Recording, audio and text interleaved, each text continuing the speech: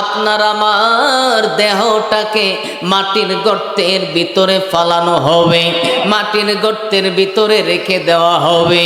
রেখে দেওয়ার পর একদিন যাবে, 2 দিন যাবে, 3 দিন যাওয়ার পর রুহুটা একদিন 3 দিনের মাথায় আমার আল্লাহর দরবারে আবদার করবে, ওগো আল্লাহ, যেই দেহটার মধ্যে এতদিন আমি ছিলাম, যেই দেহটার মধ্যে এতদিন ছিলাম গো আল্লাহ, যেই দেহের জন্য কত কিছু করলাম, যেই দেহটাকে ঠিক রাখার জন্য গায়ের মধ্যে কত রকমের লোশন লাগাইলাম, কত রকমের তৈল মালিশ করলাম গো আল্লাহ, যেই চেহারাটাকে ঠিক রাখার জন্য কত কিছু করলাম গো আল্লাহ, আজকে 3 দিন হয়ে গেল আমার ওই দেহটা মাটির গর্তের ভিতরে আছে।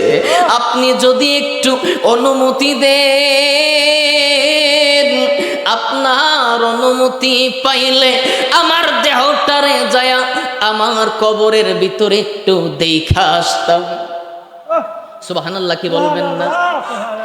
রুহুটা অনুমতি চাবে আমার আল্লাহর কাছে, আমার আল্লাহ অনুমতি দিবেন, অনুমতি নিবে, ওগো আল্লাহ আমার দেহটারে একটু দেখতে চাই, আমার আল্লাহ অনুমতি দেবেন। অনুমতি পায়া আমার আপনার রুহুটা চলে আসবে আমার আপনার কবরের মধ্যে। কবরের মধ্যে আসার পর তাকায়া দেখবে আপনার আমার নাকের ভিতর দিয়া পিঁপড়া যায়, আপনার আমার মুখের ভিতর দিয়া পিঁপড়া যায়। রুহুটা হাউমাউ করে পাগলের মতো কাঁদতে শুরু করবে, ডেকে ডেকে বলবে, ওরে আমার শরীর, যেই শরীরের জন্য এতদিন কত আদর যত্ন করলাম, যেই দেহটাকে ঠিক রাখার জন্য কত খরচ করলাম, যেই দেহটাকে ঠিক রাখার জন্য কত কিছু করলাম, আজকে ওই দেহটার নাক দিয়া পিঁপড়া যায়, আমার কানের ভিতর দিয়ে আমার পিঁপড়া যায়, মুখের ভিতর দিয়ে আমার পিঁপড়া যায়।